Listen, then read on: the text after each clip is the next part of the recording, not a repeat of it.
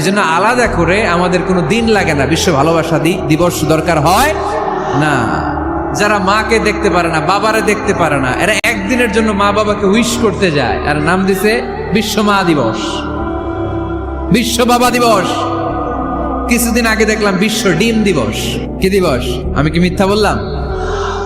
ছিল একটা বিশ্ব ডিম দিবস। কিছুদিন পরে বানাবে বিশ্ব বাঁশ দিবস,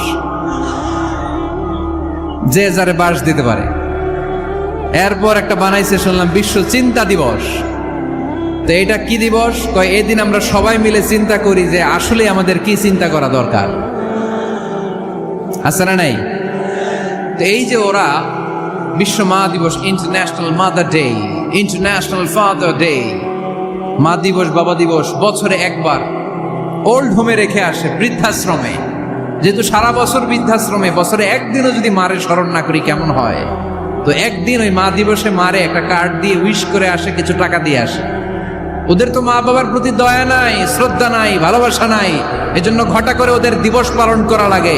আমাদের 24 ঘন্টা 365 দিনই ভালোবাসা, তাই এই দিবস ফিবসের আমাদের দরকার নাই। চিল্লায় বলেন ঠিক কিনা?